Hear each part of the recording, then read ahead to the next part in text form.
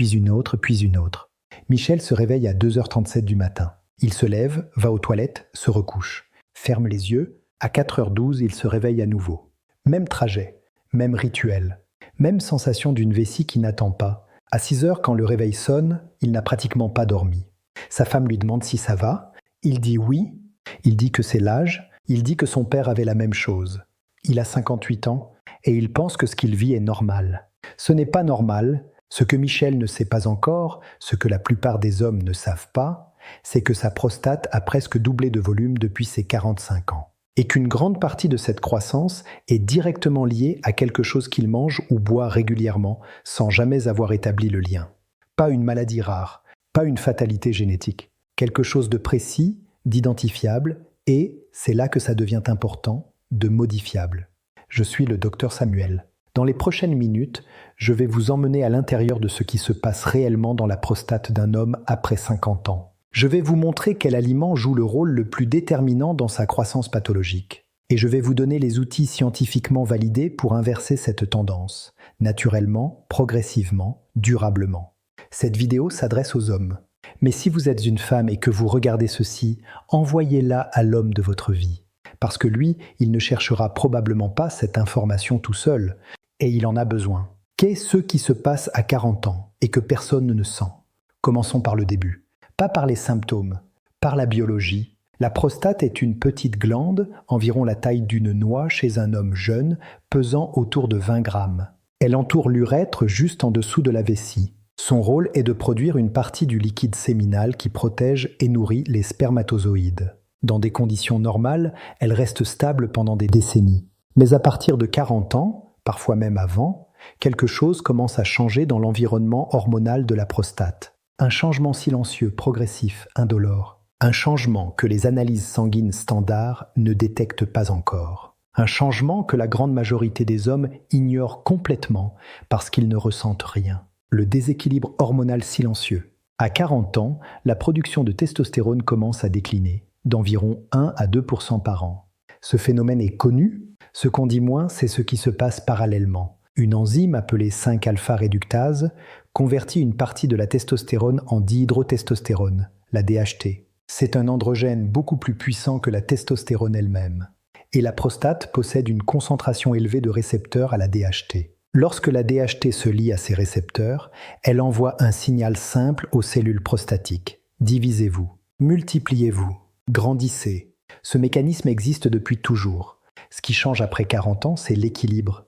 La testostérone baisse, mais l'activité de la 5-alpha-réductase, elle, ne baisse pas toujours proportionnellement. Résultat, une proportion croissante de la testostérone résiduelle est convertie en DHT. Et certains facteurs alimentaires, nous y reviendrons, amplifient considérablement cette conversion. Le deuxième acteur, les œstrogènes masculins. Il y a un deuxième personnage dans cette histoire hormonale, encore moins connu que la DHT. Les hommes produisent naturellement des œstrogènes, en petite quantité. Une enzyme appelée aromatase convertit une partie de la testostérone en œstradiol, la principale forme d'œstrogène. C'est normal et nécessaire pour la santé osseuse, cardiovasculaire et cognitive masculine. Mais après 40 ans, avec l'accumulation de graisse viscérale qui contient une forte concentration d'aromatase, cette conversion s'emballe. Le ratio testostérone-œstrogène se déséquilibre. Et les œstrogènes en excès stimulent eux aussi la croissance des cellules prostatiques par un mécanisme différent mais complémentaire à celui de la DHT.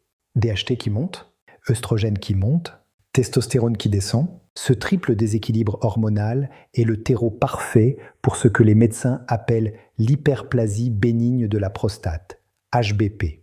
Et Michel, à 40 ans, était déjà dans ce processus, sans le savoir, sans rien sentir. L'hyperplasie bénigne de la prostate touche 50% des hommes de 50 ans, 70% des hommes de 60 ans et plus de 90% des hommes de 80 ans.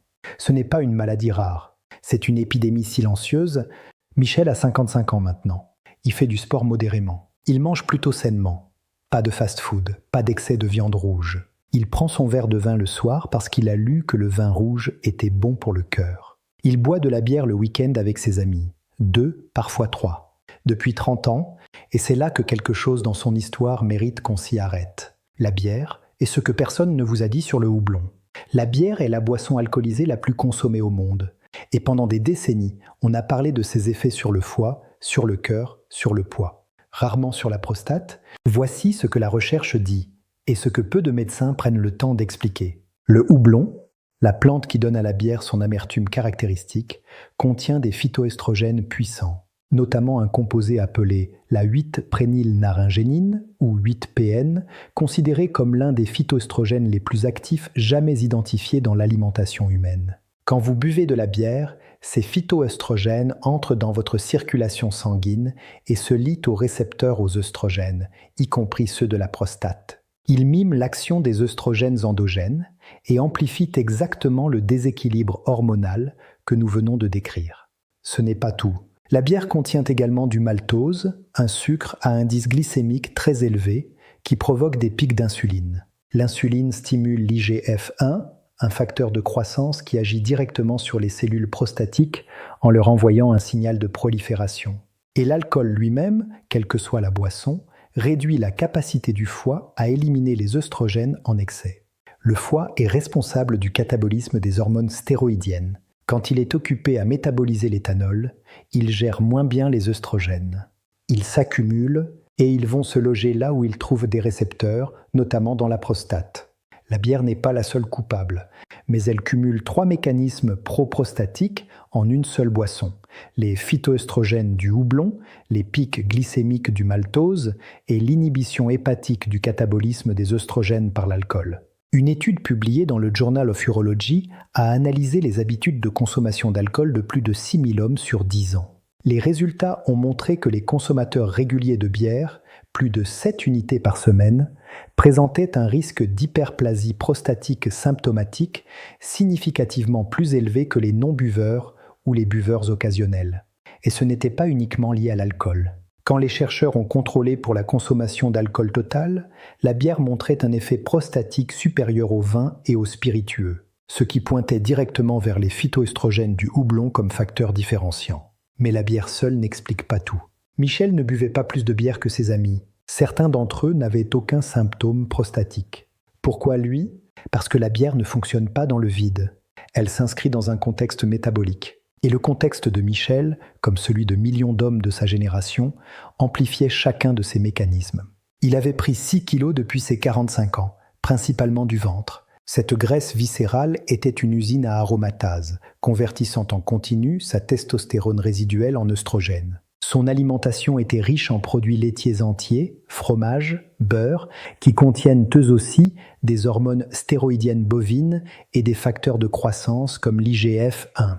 Il consommait régulièrement de la viande transformée, charcuterie, saucisses, riches en graisses saturées et en composés pro-inflammatoires qui activent les enzymes de conversion hormonale. Et il manquait chroniquement de zinc, un minéral qui inhibe naturellement la 5-alpha-réductase, l'enzyme qui produit la DHT. Chaque élément, pris isolément, était gérable. Ensemble, ils formaient un environnement hormonal dans lequel la prostate n'avait pas d'autre choix que de grossir.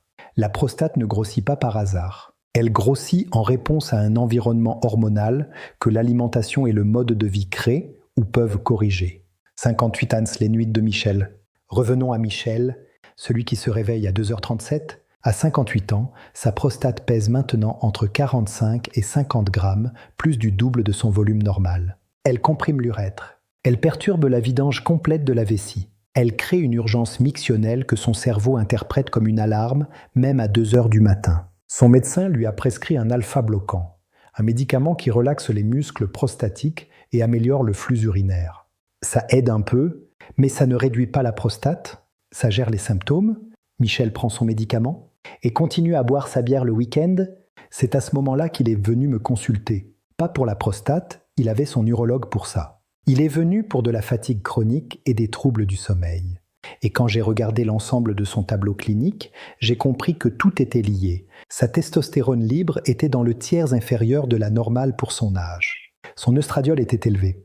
Son zinc sérique était bas. Son IGF-1 était au-dessus de la moyenne. Et son PSA, l'antigène prostatique spécifique, était à 3,8 Nengin ml en surveillance. J'ai passé 40 minutes avec lui ce jour-là. 40 minutes à lui expliquer ce que personne n'avait pris le temps de lui dire, comment son alimentation, ses habitudes et son profil hormonal s'alimentaient mutuellement depuis 15 ans pour créer exactement la situation dans laquelle il se trouvait.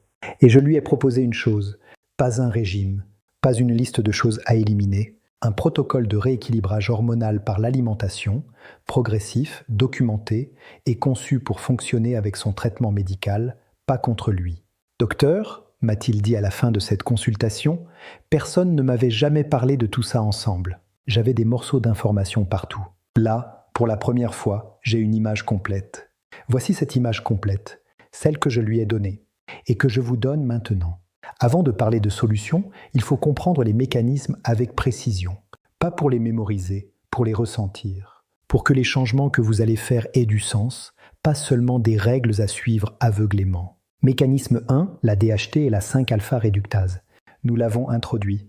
Approfondissons-le. La 5-alpha-réductase est une enzyme présente en forte concentration dans la prostate, le foie, la peau et les follicules pileux. Elle convertit la testostérone en DHT, une forme 5 fois plus puissante en termes d'activité androgénique sur les récepteurs prostatiques. Les médicaments comme le finastéride et le dutastéride, prescrits pour l'HBP, fonctionnent précisément en inhibant cette enzyme. Ils réduisent la DHT de 70 à 90% et peuvent diminuer le volume prostatique de 20 à 30% sur 2 ans. Mais certains aliments et micronutriments inhibent également cette enzyme, de façon moins spectaculaire, mais réelle, progressive et sans les effets secondaires des médicaments. Le zinc, inhibiteur naturel documenté de la 5-alpha-réductase, des études publiées dans Biological Trace Element Research montrent qu'une supplémentation en zinc réduit l'activité enzymatique de façon mesurable. Les acides gras oméga 3, notamment l'EPA et le DHA, qui modifient la fluidité membranaire des cellules prostatiques et réduisent la sensibilité des récepteurs à la DHT. L'épigalocatéchine galate, EGCG, un polyphénol du thé vert, inhibiteur de la 5-alpha-réductase, identifié dans plusieurs études in vitro et quelques essais cliniques. Mécanisme 2, l'inflammation chronique de bas grade. L'inflammation n'est pas seulement une réponse à une infection ou une blessure. C'est aussi un état chronique, silencieux, permanent, invisible, que l'alimentation moderne entretient chez une proportion croissante d'adultes après 50 ans. Dans la prostate, cette inflammation chronique joue un rôle central dans la progression de l'HBP. Elle active des voies de signalisation cellulaire, notamment NF-κB, qui stimulent la prolifération des cellules stromales et épithéliales prostatiques indépendamment des hormones. Autrement dit, même si vous corrigez parfaitement votre équilibre hormonal, une inflammation chronique non contrôlée peut continuer à faire grossir votre prostate. Les principaux promoteurs de cette inflammation prostatique dans l'alimentation, les graisses trans et les huiles végétales oxydées, fritures, produits ultra transformés, le sucre raffiné et les glucides à indice glycémique élevé, par le mécanisme insuline IGF-1, la viande rouge transformée, charcuterie, saucisses, viande fumée, par les nitrosamines et les composés hétérocycliques produits à la cuisson, l'alcool, en particulier la bière pour les raisons détaillées précédemment, les graisses saturées en excès, par activation des voies pro-inflammatoires via les récepteurs Toll-like. Mécanisme 3, l'axe insuline IGF-1. Voici un mécanisme dont on parle peu dans le contexte prostatique et qui mérite une attention particulière. L'IGF-1, le facteur de croissance insulinomimétique de type 1, est une hormone de croissance produite principalement par le foie en réponse à l'insuline. Elle est indispensable à la croissance et à la réparation tissulaire. Mais elle est aussi un puissant stimulateur de la prolifération cellulaire dans la prostate. Des études épidémiologiques de grande envergure, notamment la Physicians Health Study, qui a suivi plus de 20 000 médecins américains pendant 2 décennies, ont montré qu'un IGF-1 élevé était associé à un risque significativement plus élevé non seulement d'HBP, mais aussi de cancer de la prostate. Ce qui fait monter l'IGF-1, essentiellement 2 choses, les pics d'insuline répétés, causés par les sucres rapides, les glucides raffinés, l'alcool sucré et les produits laitiers qui contiennent de l'IGF-1 bovin biologiquement actif et stimulent la production d'IGF-1 endogène. C'est pourquoi plusieurs études ont montré une association entre une consommation élevée de produits laitiers et un risque accru d'HBP et de cancer prostatique, une association qui reste débattue mais suffisamment documentée pour mériter d'être prise au sérieux. Réduire ses pics d'insuline quotidiens, c'est réduire son IGF-1. Réduire son IGF-1, c'est retirer l'un des principaux accélérateurs de la croissance prostatique. Voici maintenant ce que Michel a changé, et ce que les données scientifiques soutiennent avec une robustesse suffisante pour être présentées ici avec confiance. Je ne vais pas vous donner une liste de super-aliments miracles. Je vais vous expliquer les mécanismes et vous laisser comprendre pourquoi ces aliments et ces habitudes fonctionnent réellement. Le lycopène et la tomate cuite. Le lycopène est un caroténoïde, un pigment rouge présent dans les tomates, la pastèque, le pamplemousse rose, la goyave. Des dizaines d'études épidémiologiques ont établi une association inverse entre la consommation de lycopène et le risque d'HBP et de cancer prostatique. Une méta-analyse publiée dans le journal Cancer Epidemiology, Biomarkers and Prevention, portant sur plus de 11 études et 86 000 hommes, a conclu à une réduction significative du risque prostatique associé à une consommation élevée de lycopène alimentaire. Le mécanisme est double. Le lycopène est un antioxydant puissant qui protège l'ADN des cellules prostatiques contre les dommages oxydatifs. Et il inhibe directement la prolifération des cellules prostatiques en modulant les voies de signalisation de l'IGF-1. Ce qui est crucial et souvent ignoré, c'est la forme. Le lycopène est beaucoup mieux absorbé quand la tomate est cuite et associée à une graisse. La tomate crue contient du lycopène, mais les cellules végétales l'emprisonnent. La cuisson brise ces cellules et rend le lycopène biodisponible. Et les graisses facilitent son absorption intestinale. Une cuillère de concentré de tomate dans de l'huile d'olive, quelques minutes de cuisson, contient plus de lycopène biodisponible qu'un kilo de tomates crues. Ce n'est pas une métaphore, c'est de la chimie alimentaire. Le zinc, le gardien hormonal. Nous l'avons mentionné. Approfondissons. La prostate est l'organe qui contient la plus haute concentration de zinc de tout le corps humain. Ce n'est pas une coïncidence. Le zinc joue un rôle structurel et fonctionnel dans la prostate. Il régule l'apoptose des cellules prostatiques anormales, il inhibe la 5-alpha-réductase et il est impliqué dans la synthèse des hormones sexuelles. Des études ont montré que le tissu prostatique hyperplasique contient significativement moins de zinc que le tissu prostatique normal. Et qu'une carence en zinc, même modérée, même subclinique, est associée à une activité plus élevée de la 5-alpha-réductase et à une DHT plus élevée. Or, l'alimentation occidentale moderne est chroniquement déficitaire en zinc. Les sols agricoles sont appauvris. Les aliments ultra-transformés contiennent peu de zinc biodisponible. Et certains aliments, comme les céréales complètes riches en phytates, inhibent son absorption. Les meilleures sources de zinc biodisponibles, les huîtres, de loin la source la plus concentrée, 6 huîtres couvrent 300% des besoins journaliers, le bœuf et l'agneau maigre, mais en quantité raisonnable, les graines de courge, une poignée par jour, facilement intégrables dans le quotidien, le crabe et les crustacés.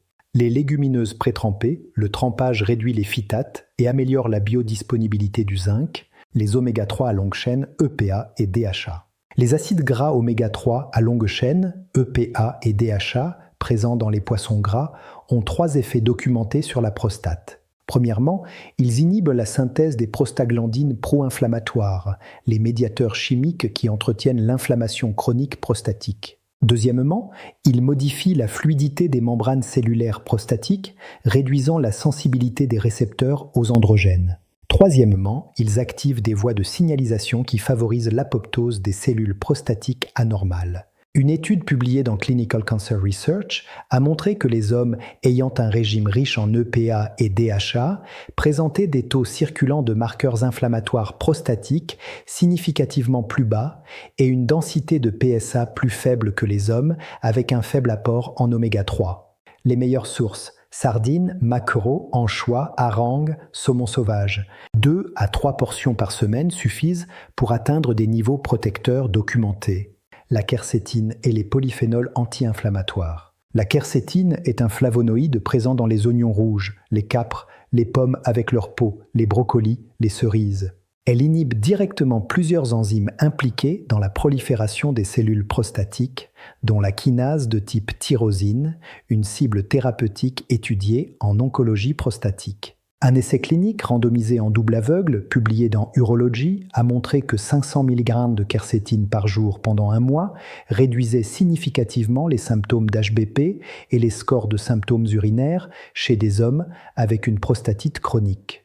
Pas besoin de suppléments. Un oignon rouge entier par jour dans vos repas apporte environ 35 à 50 mg de quercétine biodisponible. Associé à des brocolis vapeur, des pommes non pelées et du thé vert, vous pouvez facilement atteindre des apports thérapeutiquement intéressants. Le thé vert et le GCG. L'épigalocatéchine galate, EGCG, est le polyphénol majoritaire du thé vert. C'est l'un des composés naturels les mieux étudiés en oncologie prostatique préventive. Ses mécanismes d'action sur la prostate sont multiples. Inhibition de la 5-alpha-réductase, réduction de l'IGF-1, activation des gènes suppresseurs de tumeurs, inhibition de l'angiogenèse prostatique. Des études menées au Japon, où la consommation de thé vert est parmi les plus élevées au monde et où les taux d'HBP et de cancer prostatique sont parmi les plus bas, ont montré des corrélations significatives entre la consommation quotidienne de thé vert et la santé prostatique. Un essai clinique publié dans Cancer Prevention Research a montré qu'une supplémentation en catéchine de thé vert pendant un an réduisait significativement le risque de progression vers le cancer prostatique chez des hommes avec des lésions prémalignes. 3 à 5 tasses de thé vert par jour. Infusé à 70-80 degrés, pas à ébullition, qui dégrade les catéchines. Une habitude simple, agréable et documentée. La palmette de scie, Serenoa repens. Je veux aborder ce point avec une précision particulière, parce qu'il est souvent présenté de façon simpliste ou exagérée. Le Serenoa repens, extrait de la palmette de scie, une plante originaire d'Amérique du Nord, est l'un des compléments les plus étudiés dans la prise en charge de l'HBP. Son mécanisme d'action principal est l'inhibition de la 5-alpha-réductase et le blocage des récepteurs androgènes prostatiques. Les études sont mitigées. Certains essais cliniques de grande qualité, notamment la Camus Trial publiée dans le JAMA, n'ont pas montré de bénéfices significatifs par rapport au placebo pour les extraits standardisés à 166 mg 2 fois par jour. D'autres études, notamment européennes, montrent des effets modestes mais réels sur les symptômes urinaires. Ce que je peux dire avec honnêteté, le Serenoa repens peut apporter un soulagement symptomatique modeste pour certains hommes avec un profil de sécurité excellent. Mais il n'est pas une solution en soi. Il s'intègre dans une stratégie globale, il ne la remplace pas. Avant toute supplémentation, parlez-en à votre médecin ou à votre urologue, particulièrement si vous êtes déjà sous traitement. Le protocole de Michel, 18 mois plus tard. Michel a suivi le protocole pendant 18 mois. Pas parfaitement, personne ne fait les choses parfaitement, mais régulièrement, avec constance et avec une compréhension claire de pourquoi chaque changement avait du sens. Voici ce qu'il a changé, concrètement. Alcool. Il a arrêté la bière, complètement, pas l'alcool en général. Il boit encore un verre de vin rouge 2 ou 3 fois par semaine. Mais la bière, avec ses phytoestrogènes et ses pics glycémiques, a disparu de sa vie. Il m'a dit que c'était le changement le plus difficile et le premier dont il a senti les effets. Alimentation pro-inflammatoire. Il a éliminé les charcuteries et la viande transformée de ses repas en semaine. Il mange de la viande rouge, bœuf, agneau, 2 fois par semaine maximum, en privilégiant les morceaux maigres et la cuisson douce. Il a remplacé les huiles végétales industrielles par l'huile d'olive extra vierge et l'huile de coco pour les cuissons à haute température. Lycopène quotidien, 2 cuillères à soupe de concentré de tomates dans de l'huile d'olive, 3 à 4 fois par semaine. Incorporé dans des sauces, des soupes, des ragoûts. Une habitude culinaire qu'il a adoptée naturellement après avoir compris le mécanisme. Zinc alimentaire, une poignée de graines de courge chaque matin avec son petit déjeuner. Des huîtres 2 fois par mois qu'il a appris à cuisiner simplement. Et une supplémentation en zinc gluconate à 15 mg par jour pendant 6 mois, puis arrêtée après réévaluation du zinc sérique. Poisson gras, sardines en boîte au déjeuner 2 fois par semaine, associées à une salade et du citron. Maquereau grillé le vendredi soir, une habitude qu'il partage maintenant avec sa femme, qui en a elle-même ressenti des effets positifs. Thé vert. 3 tasses par jour. Il a remplacé son 2e café de l'après-midi par du thé vert. La caféine du thé, plus douce, associée à la L-théanine, lui donne une énergie plus stable sans l'anxiété que lui donnait parfois le café. Activité physique. Michel marchait déjà. Nous avons ajouté 2 séances hebdomadaires de musculation légère. Pas pour la performance, pour la testostérone. L'entraînement en résistance est l'un des stimulateurs les plus puissants de la testostérone endogène. Et une testostérone plus élevée signifie moins d'aromatisation relative en œstrogène et un meilleur équilibre hormonal global. Gestion du poids abdominal. Il a perdu 4 kilos en 18 mois, sans régime, juste en réduisant l'alcool et les glucides raffinés. Ces 4 kilos correspondaient à une réduction mesurable de sa graisse viscérale et donc de son activité aromatase. Son œstradiol a baissé de 12% sur cette période. 18 mois plus tard, son PSA est passé de 3,8 à 2,20 ml, une diminution que son urologue a qualifiée de encourageante. Son volume prostatique, mesuré par échographie, avait légèrement diminué, de 48 à 44 grammes. Modeste, mais réel, et surtout, le résultat qui comptait le plus pour lui, il se réveille maintenant une seule fois par nuit. Parfois aucune. « Docteur, m'a-t-il dit lors du dernier bilan, je n'avais pas dormi une nuit entière depuis 6 ans. Je ne savais même plus à quoi ça ressemblait. » Voici ce que j'aurais aimé que Michel sache à 40 ans. La prostate ne grossit pas par accident. Elle grossit en réponse à un environnement que vous créez ou que vous pouvez modifier. Un environnement hormonal, inflammatoire, métabolique, qui se construit sur des années d'habitudes alimentaires et de mode de vie. La bière n'est pas le seul coupable, mais elle est l'aliment qui cumule le plus de mécanismes pro-prostatiques en une seule boisson, et c'est pourquoi elle occupe la place centrale dans cette vidéo. Si vous ne deviez changer qu'une seule chose après avoir regardé cette vidéo, ce serait elle. Mais la vraie leçon est plus large. La prostate n'est pas un organe isolé. Elle est le reflet de votre équilibre hormonal, de votre niveau d'inflammation, de votre sensibilité à l'insuline, de votre statut en micronutriments essentiels. Tous ces facteurs sont influencés par ce que vous mangez, ce que vous buvez, comment vous bougez et comment vous dormez. Vous ne pouvez pas contrôler votre âge. Vous ne pouvez pas contrôler votre génétique. Mais vous pouvez contrôler l'environnement dans lequel votre prostate évolue. Et cet environnement, l'alimentation, en est le levier le plus accessible et le plus puissant. Michel l'a compris à 58 ans, certains le comprennent à 65 ou 70, et c'est encore utile, même tardivement. Mais si vous avez 45 ou 50 ans et que vous regardez cette vidéo, vous avez une fenêtre d'opportunité précieuse devant vous. Utilisez-la. La prostate que vous aurez à 70 ans, vous la construisez avec vos assiettes d'aujourd'hui. Je suis le Dr Samuel et je vous retrouve dans la prochaine vidéo. Abonnez-vous à cette chaîne. Des informations médicales précises, profondes, expliquées pour des hommes qui veulent comprendre leur corps, pas seulement gérer leurs symptômes. Chaque semaine, un sujet que votre médecin n'a pas eu le temps d'aborder. Likez cette vidéo. Si vous avez appris quelque chose ou si vous allez changer quelque chose après l'avoir regardé, un like aide cet contenu à atteindre les hommes qui en ont besoin sans le savoir encore. Laissez un commentaire. Écrivez « prostate » dans les commentaires. Et dites-moi, est-ce que vous buviez de la bière régulièrement sans jamais avoir fait le lien avec votre prostate? Avez-vous des symptômes dont vous ne parliez à personne? Je lis tout et je réponds. Partagez cette vidéo. Envoyez-la à un homme de plus de 50 ans dans votre entourage. Un ami, un frère, un père, un mari. Les hommes ne cherchent pas spontanément ce type d'information. Mais quand ils la reçoivent, elle peut changer quelque chose de profond dans leur façon de prendre soin d'eux-mêmes. Cette vidéo peut être le déclencheur dont quelqu'un a besoin.